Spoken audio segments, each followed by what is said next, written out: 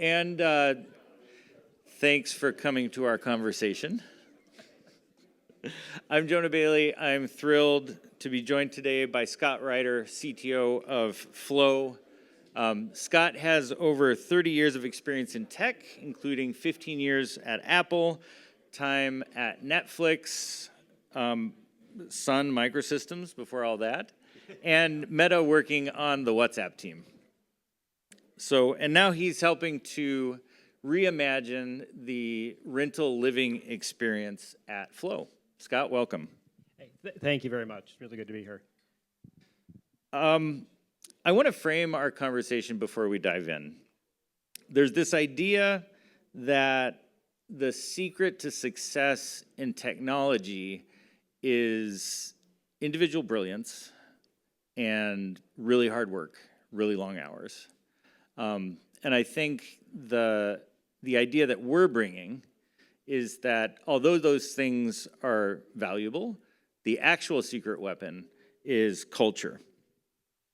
And I'm curious to talk about this with you as someone who has worked at some of the largest, most important technology companies of the last 30 years.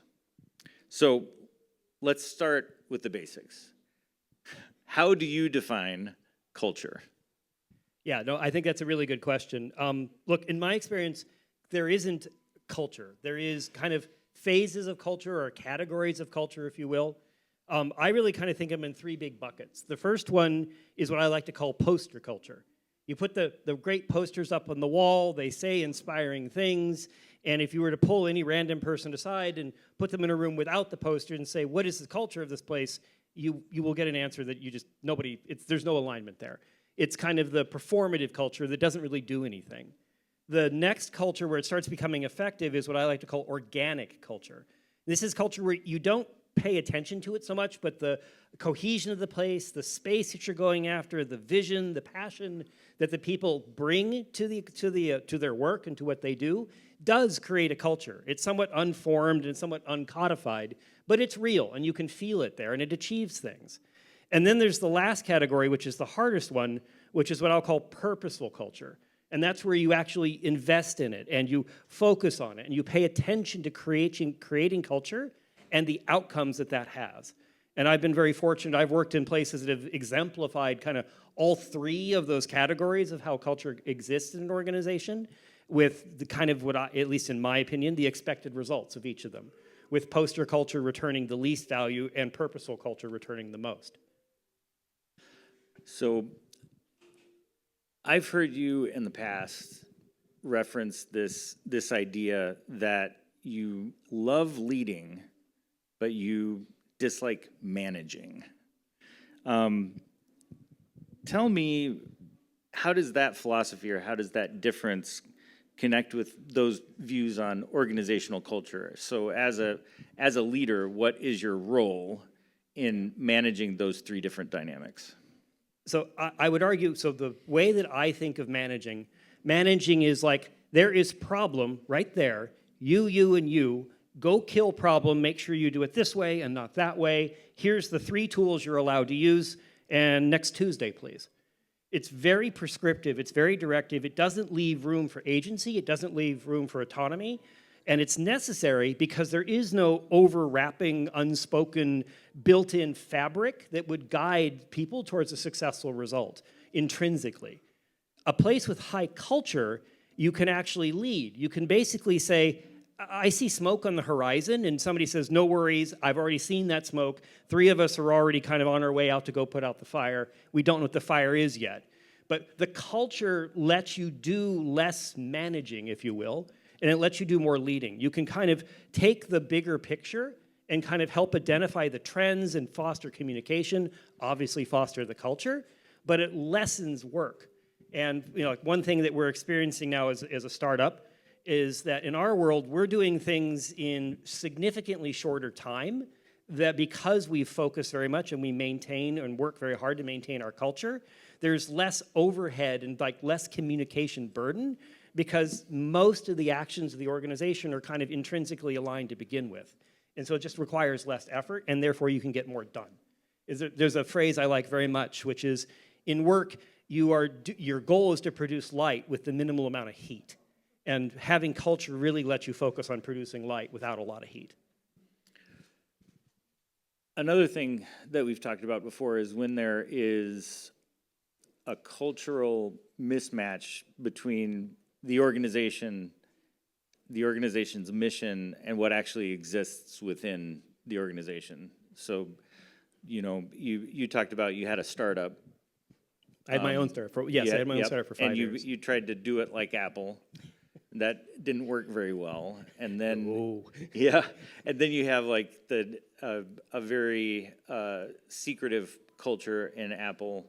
And then you also worked at Meta, and now you're working at Flow with another very visionary founder. How do you see those cultural differences impact the innovation and actual value to the market, product development that you see in those different companies? Yeah, well, okay, a lot of layers to that question. Yeah. The first thing is a mistake, classic mistake that I made. I was in an organization, I worked at Apple for 15 years. I left Apple to go do my own thing, do my own startup when Steve passed. And I said, I've had a phenomenal experience at Apple. I've loved all the bits of the organic culture that Apple had. I'm just going to go clone that, and the world's going to be perfect. Boy, was that a mistake. There isn't a culture. Don't go get a culture book and look at the way that, like Reed Hastings has a brilliant culture book for Netflix. Great read. Don't try to clone it. You should never try to clone somebody else's culture. That's the big mistake that I made. Culture comes from the people, it comes from the situation, it comes from the task in front of you. And in technology, I think we know no two organizations, maybe at the 10 million foot view, we're trying to do the same thing. But even at the closer you get to the ground, the less similar it is. And you have to let each culture be its own thing, and you have to nurture it as its own thing. So that was a classic mistake that I made. And it just caused all kinds of misalignments because I thought people were aligned and doing, and I took a leadership point of view, and it turns out they weren't trying to fight a fire at all, they were trying to dig a well, and just completely different problems. And so from a product outcome perspective, and et cetera, organizations, at least for now, and we can talk about AI, but at least for now, are fundamental collections of people. And people are different, and things ebb and flow, and there's changes in the business dynamic. And your culture has to adapt along with. And if that doesn't happen, then you wind up with rigid outcomes and you break business commitments, or what used to work with a culture in an organization that was very purposeful doesn't anymore because your purposeful became about maintaining exactly the same culture. And you actually didn't adapt to the new needs, or you didn't adapt to the new people that you're bringing into the equation. So it's just a completely different way of looking at it. So you got to keep all of them aligned. You were always looking to the past and something that was in the past, and you can't adapt the past to the present or the future. Yeah. Turns out looking backwards at all times does not help go forward. So you mentioned AI. What do you see being the impact of AI on culture in a technology company? Yeah. So, I mean, look, AI is, I think it's rapidly informing. It's probably the fastest evolution, at least I've ever seen in my 40 years of kind of playing in technology. The one thing I'm pretty certain of is, at least for the next, we'll say 5 years, I would normally have said 10, but for at least the next 5 years, AI isn't going to do culture. It's the one thing it's not going to do, because culture isn't a pattern matching exercise. Maybe when we get to AGI and we start doing some of that stuff, but all the things that's being investigated and invested in now are significantly better tools. I like to think of them as uber souped up development environments, at least in the technology space. And obviously writing and marketing, they have benefits across the board, but I'm from the engineering side. And so as a souped up development environment, I can now have a developer that had productivity of X, and they now have productivity of 5X, or whatever else. But that doesn't change their culture. In fact, culture becomes even more critical, because when you have somebody who's capable of producing at a significantly increased rate over what they used to do, you're not going to direct that. You're not going to guide that the way that you would normally have done. You're going to need them to have this intrinsic feeling about how to do that on their own, how to do that autonomously on their own. And a machine learning model isn't going to give them that. And I mean, you're talking about the speed and the velocity of performance. the idea that you're going to be able to micromanage somebody who's leveraging AI, you better have a culture or they're going to go really far off the rails very quickly. Yep. You're going to spend, if you know, micromanaging, again, my personal philosophy from a cultural perspective, micromanaging is a humongously heat-generating exercise. It is not a light-generating exercise. And, you know, if you want, it's not an efficient way to drive an organization. Yeah. So you've had, you know, you've got this experience at Apple, failed startup. You've seen a bunch of things that work within high-performing tech teams and culture. And now you've got this opportunity to sort of start a tech team from zero, pretty much. Mandate. Yeah. Opportunity as much as this is what reality was. Yeah. So what did you do different this time? Yeah, no, I think this time I got to learn from the plethora of mistakes in the past and kind of draw the best out of each. Started with not zero, but there were like 4 of us when I started. And the first thing we did is we focused on culture. The one thing I've learned in working in a visionary kind of led organization, and I had the distinct privilege of, I got to work with Steve for a while, and Adam is in some ways very, very similar to Steve, certainly in the vision and passion side of the equation. And the thing that made Apple successful, again, wasn't the specific culture that they had, it's that they had a very strong culture. And so we focused on the very beginning in both developing our own culture and laying down the groundwork and very purposely thinking about what we wanted to have as an engineering culture, finding partners that we could work with who shared or aligned, not a clone, but aligned highly with that particular philosophy. And then that helped us springboard very quickly because every hire we've brought in, it's basically, there's a technical screen to it, but it's really a culture screen. That's what we actually spend the majority of our hiring energy around is cultural alignment. Because if the technical capabilities are there and the cultural alignment is there, the rest of the things will just work themselves out. And it becomes just a much more efficient way to bring in quickly. And this has helped us go from effectively 4 people, 14 months ago, I guess, to now we're almost 50. Internal folks, and then our partners bring in another chunk of people, so the combined team size is we're bumping against 80. And we're highly, I think, accomplishing a lot more and significantly more efficient than we would have been if we had done it kind of the traditional way, and culture was, you know, heaven forbid posters, but was meant to be organic versus something we were very purposely investing in every single time. And there's a number of steps that we ask everyone in leadership to do to make sure that we maintain culture and that it becomes an important thing. Yeah, so you said something in there that's interesting, that hiring is a really important part of culture. And with Flow in this example, and also for a lot of early stage founders, you have the ability to build the culture from the ground up the way that you want it to be because you're starting from zero. But also, sometimes you inherit a team that you didn't build in the first place. What would your advice be to somebody that's in that situation where you're inheriting a team that you didn't hire? Yeah. First off, that is a big lift. And I don't think the first piece of advice I would give is don't underestimate that lift. You may be getting a team, you may be coming into a situation where it's a high-performing team, everything is running wonderfully well, and et cetera, and the strong impetus is just keep it going, right? Just keep the machine running the way that it was running beforehand. Don't screw it up as a classic mantra. And I would caution very carefully, be more introspective, be more purposeful. Of course, don't screw it up. That's an anti-goal. But one of the ways that I would strongly counsel thinking about it is don't start from what the team's capabilities are. Figure out what the team's culture is, whether it's organic or poster or purposeful or whatever. Figure out what that is. Figure out how you can best mesh into it, how you and the organization you want to create aligns with what the culture already is, and think about things from a culture-first perspective. If the team's successful, they're going to be successful. That's actually harder to screw up than you might think. But it's easier to lose sight of the culture side and let that drift. If the team is struggling, then again, culture is a perfect way to help drive alignment and drive cohesion without falling into heat-generating exercises. It's really easy when a team is struggling to fall into heat generation, just intrinsically as a way. That's broken, fix it. That's broken, fix it. And you'll be constantly whack-a-moling instead of actually solving and creating a framework that causes those moles to solve themselves. Yeah. So, as I've worked with founders in technology over time, I've seen two different approaches. One is they're in love with what they're building. I hope so. Yeah. Well, they're in love with the product, right? And sometimes that means that they lose focus on what the problem is that they're actually trying to solve.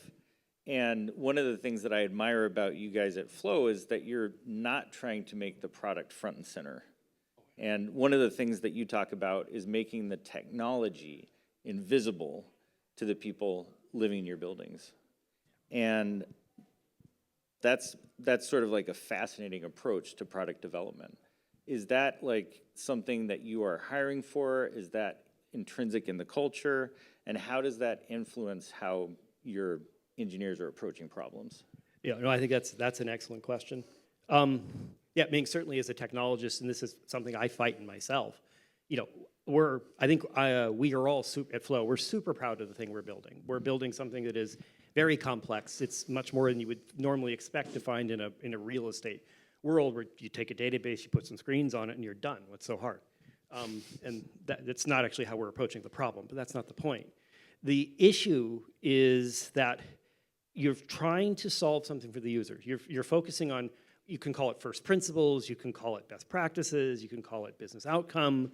You know, at the end of the day, you're focusing on achieving something. The technology, at least in our case, isn't the thing we're trying to achieve. What we're trying to achieve is this stronger sense of community, this stronger sense of cohesion, this stronger return on the investment of a person who's staying with who's renting a property from us, all the way through us and the people and the properties that we're developing. When that's the goal, technology is grease to that machine. It's not the machine. Yeah. And so it changes our philosophy in that our developers are rightly proud of the patents and the work and the kind of the humongous things that we're accomplishing. But they're also equally proud of the fact that no resident really ever sees it or recognizes it. It just looks, you know, our goal is there's a certain amount of technology we're all infused with, right? We all carry our little surgical implants. So this doesn't count as technology anymore. This is just, it's now part of my body. I love it. But it's not, you know, the thing anymore. Yeah. And so as long as what we create doesn't extend beyond that feeling, that impression, there's like, well, there's nothing new here. I just unlocked my door because I walk up to it. That's the kind of experience we're after, because that powers what we're actually trying to accomplish. The mechanism whereby we accomplish that is change. So no developer, you know, should ever be proud of the fact that I made the user do these new things. It should be, hey, the user never even knew I did anything. Right. Yeah. The goal isn't the real estate management platform. The goal is community. Yeah. Yep. The real estate management platform just traditionally gets in the big way of community. Yeah. So I'd say, like, you guys are reimagining residential living. You're playing in the real estate space. The real estate space is often a profit-driven sector. Occasionally. Yeah. So how are you balancing those financial goals and the cultural priorities that we've been talking about? Yeah. So it's interesting. What's the easiest way to frame this? If you're driving down the street, you see, you know, we all see apartment for rent or whatever else, 2 months free.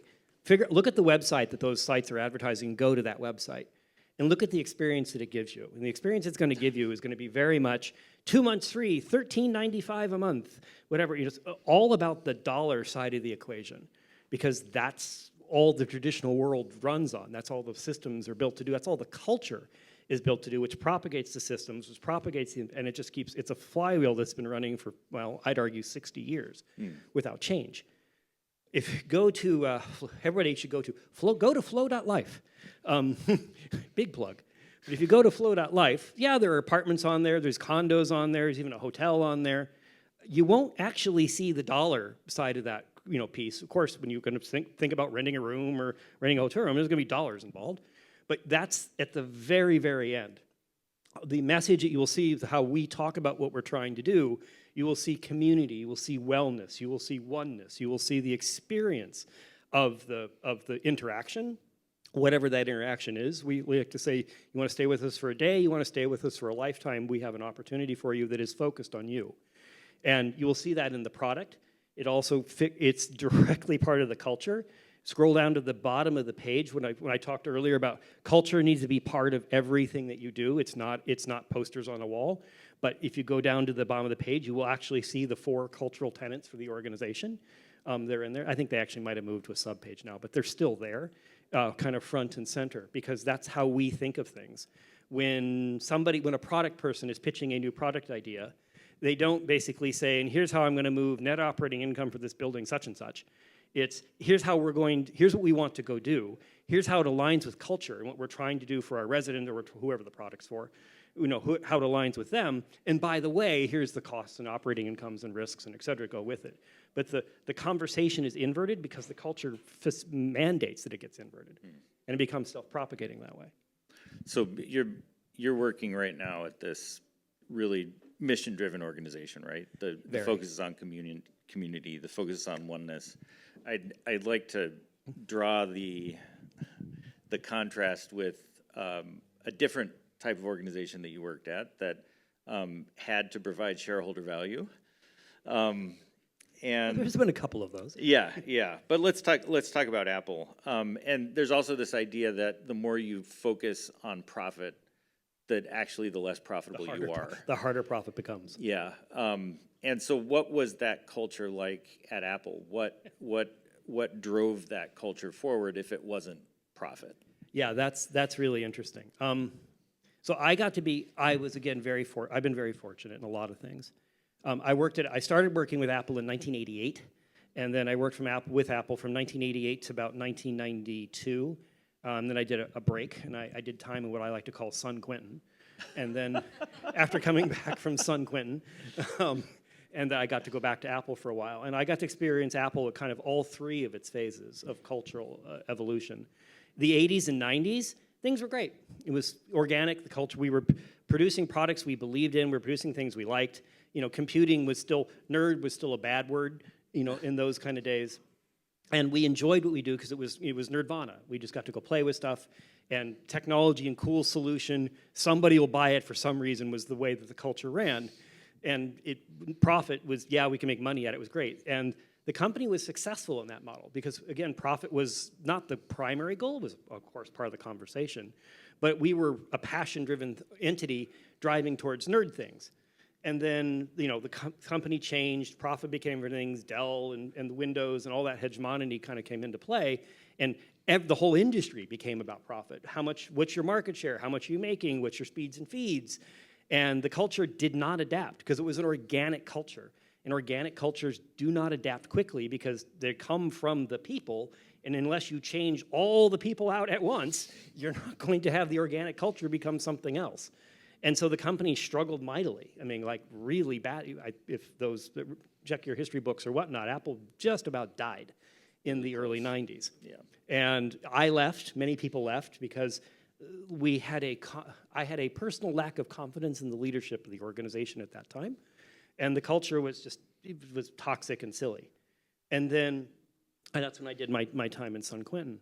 And then your penance. I did, if you don't select for culture when you're hiring, you get what you selected for. But then I came back to Apple when after Steve had come back, and a bunch of us that ran away from the sinking ship came back, and we tried to bring others that had run away back.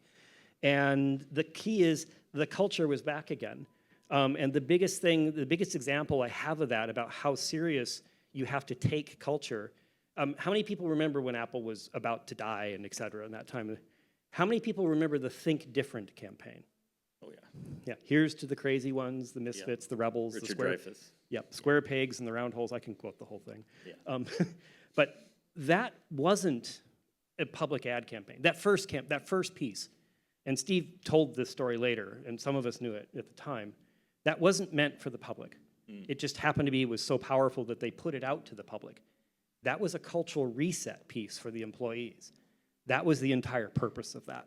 It was to get the organization back to not focusing on profit, not worrying about the numbers, not dealing with that problem, just focusing on resetting the culture to be something that that Steve could leverage and the organization would leverage what they wanted to accomplish and et cetera, and guide them forward. And that's when I first learned the power of what culture can really do for an organization that's struggling, is it can solve your struggles. It's not a panacea. It's not going to save the company necessarily, but it lets you go focus your energy on the things that might. That's amazing. So let's zoom back to the present day. You're building this brand new engineering team. You guys started off mostly remote. Entirely remote. Entirely remote, yeah. And you're shifting now toward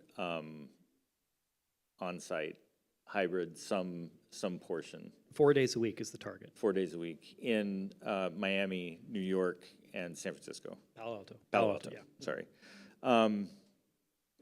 And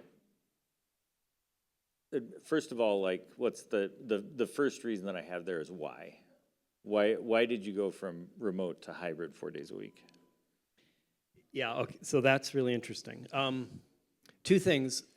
One thing I think we got right is that when we went from remote only to hybrid or in office, we made the decision very early in the beginning of that process and decision cycle is that all people that were hired remote would stay remote if they so desired. We made the very purposeful choice, because it is a cultural tenet, to respect their choices. If they didn't want to come in, they didn't have to come in. Congratulations, you joined during that period. This is what you selected for when you chose us. We're not going to change that. The flip side of that, though, is it's I think anybody here who's a founder or a startup knows collaboration and communication is really hard. And it's really hard when you're in person. When you're entirely remote, even if you're in the US time zones, it's still really hard. And you get to a certain point at a certain scale where you cross that efficiency threshold, and it starts becoming, you spend more energy putting out the heat you create because of the communication burden than you do from actually just taking some of the heat and moving people in office. So communication was a big piece of it. The other big piece of it, just frankly, is Flow is fundamentally a cultural tenet. We are a community organization. We seek to build communities and to enable others to build communities. And that is best done still face-to-face, person-to-person.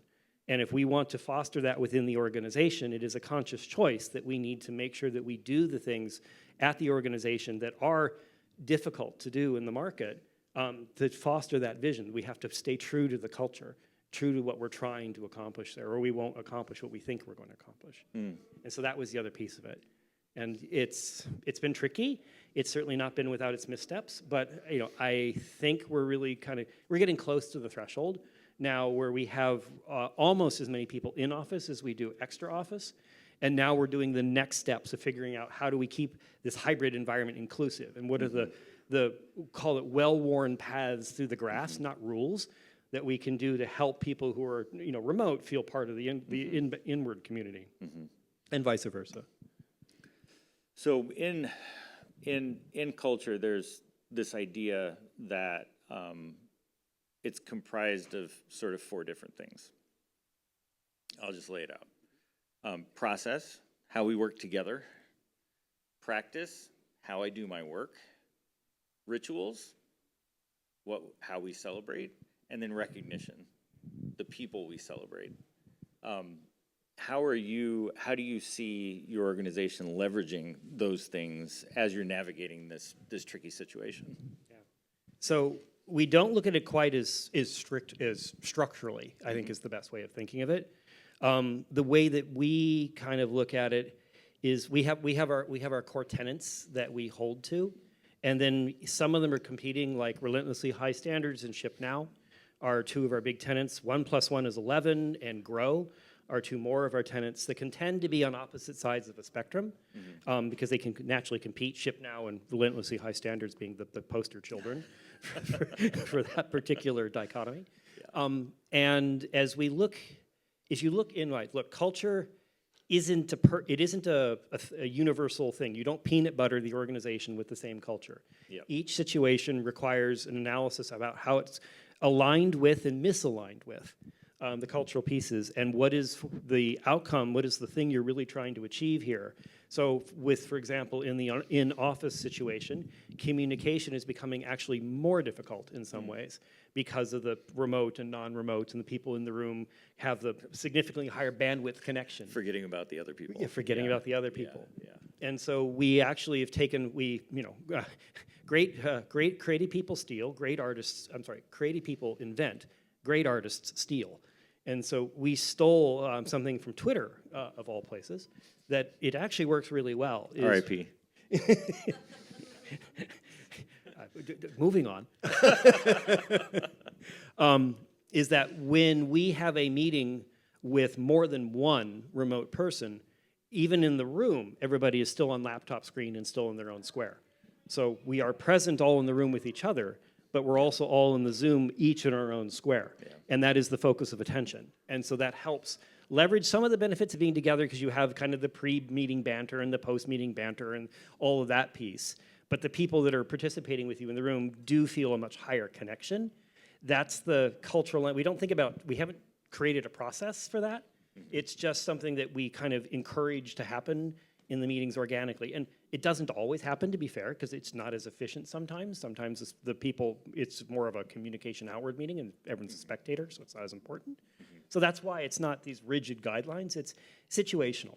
But the key thing is when we make decisions, a big tenet for us is trust as a tenet, and that means transparency. And so when we make decisions, we try to communicate those decisions. Hey, we're doing this. We've seen these downsides, we've seen these upsides. These are how we evaluated those against the culture, and this is how we arrived at where we are. And so at least everybody can understand the culture was part of the conversation, even if they don't align with the decisions made. So given your experience building this team from the ground up, you had your startup that you built from the ground up, you inherited a bunch of teams in between. And there some good, some bad. Yeah. Not naming names. No, nobody in the audience. And there are founders here today that may be going from 1 to 3 person teams with aspirations to go to 10 to 20. What would be your top tips for those folks? Cherish the days with 2 or 3, because you will miss them when they are gone. But scale's hard. And what I would encourage is a couple things.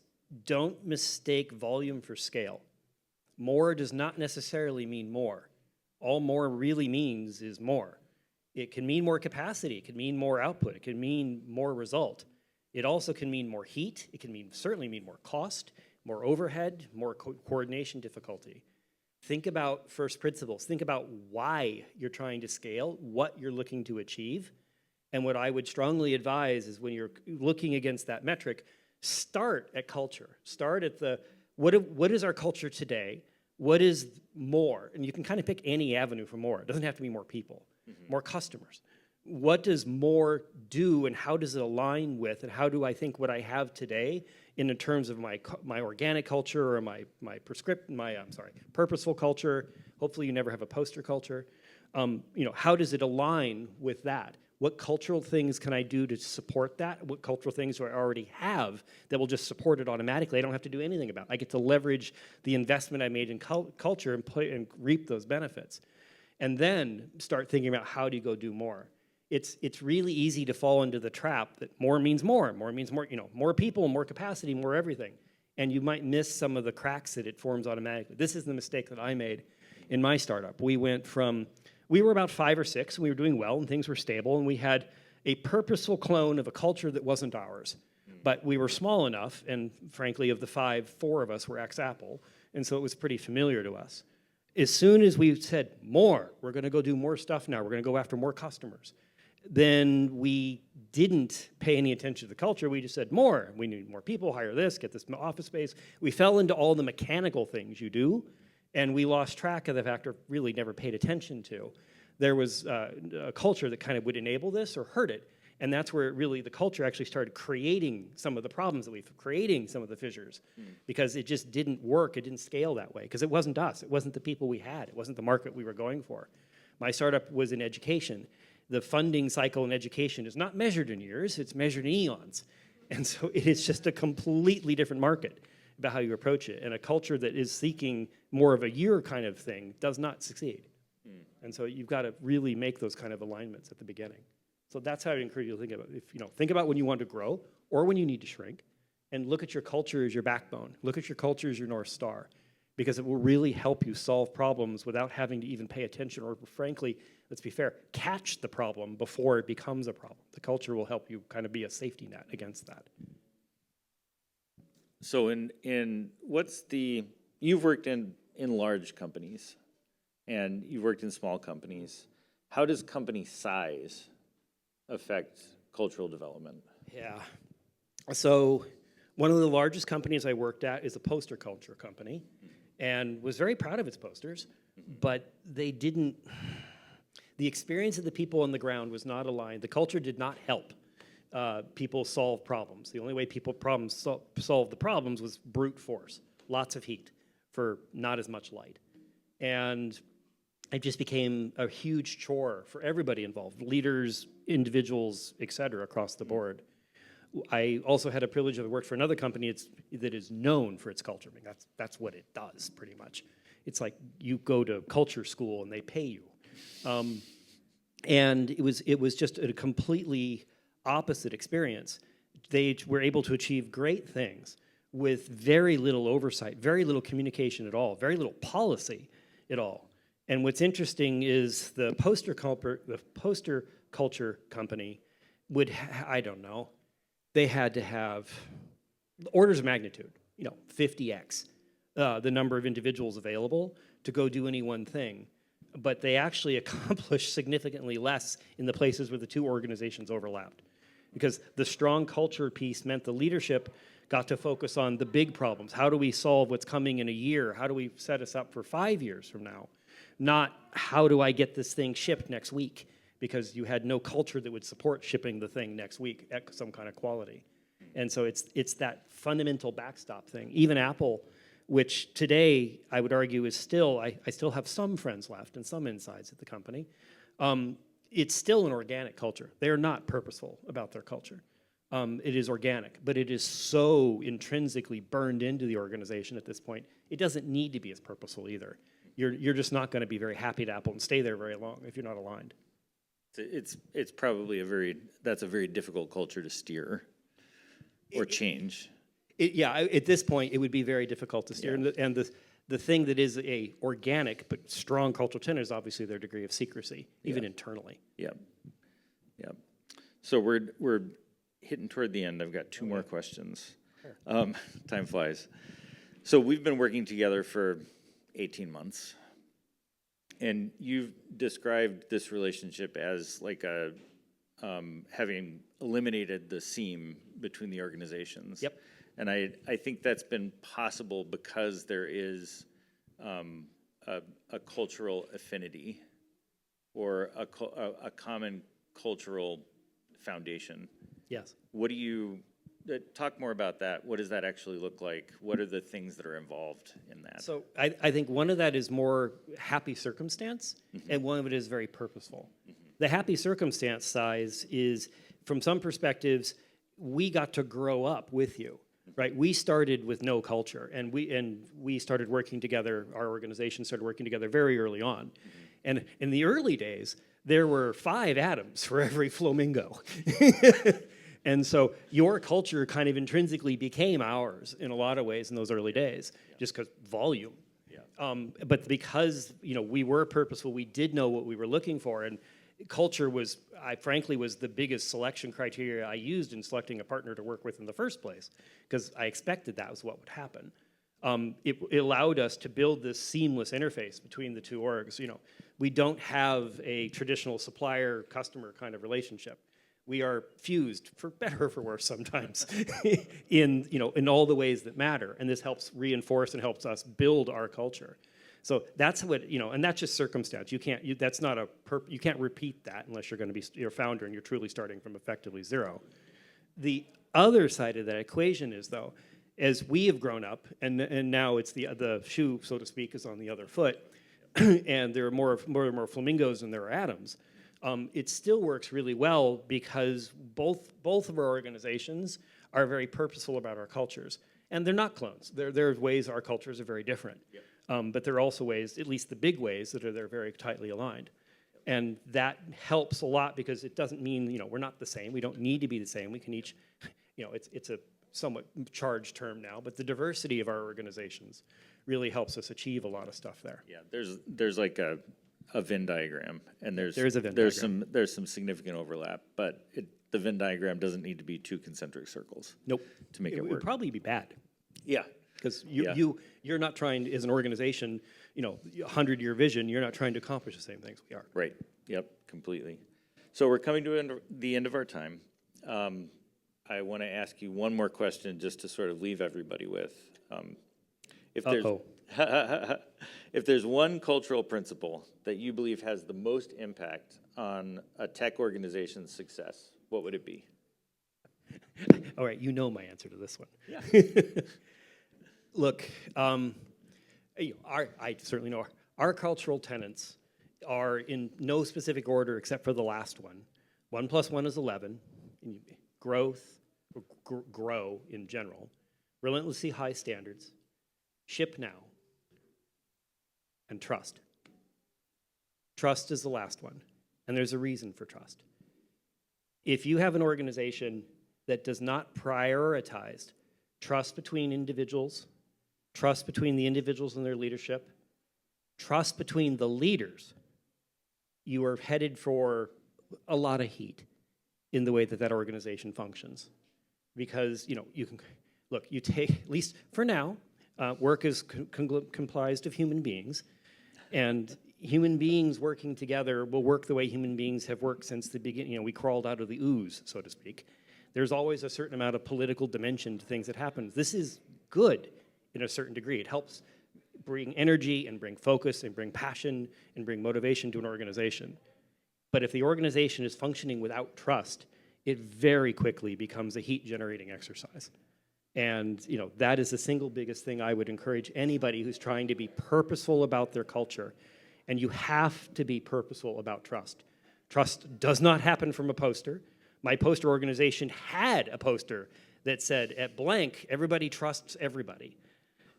I'm paraphrasing, but that's pretty much what it said. That's not how that organization works, I promise.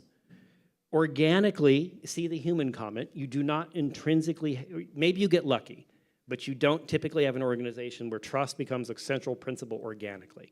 You have to be purposeful about it. You have to be clear that it's the thing that matters. You have to hold people accountable to it. In Flow, I will tell you, the single biggest thing you can do wrong as an employee is break trust. You can screw up. We've had people screw up. I've screwed up. We've had people bring down production. The CTO has deleted data. There's been all kinds of mistakes that have happened. You've hired incorrectly, you've promoted wrong. There's all kinds of things that happen. That's just how the world works. But breaking trust is something we tend to take extremely seriously. That's one of our red lines because it just becomes a cancer. And I can tell you, the first thing you do when you see a cancer, you don't argue, you don't negotiate, you get a knife, you cut, you bleed, and then you move on. Because trust is just an absolutely critical thing for an organization. And I assure you, it's hard, but it pays phenomenal dividends when it takes root. Because now everybody holds everybody else accountable to it. It flywheels. And your organization can weather almost any storm. Because everybody trusts that the person sitting next to them, whether they're a partner or an internal person, has their back. And that everybody will do success is not guaranteed. But you know that you're going to spend most of your energy producing light. And if that's what you're there to do as an organization, how can anybody fail if your goal is really just to produce light? Scott, thank you very much. Thank you.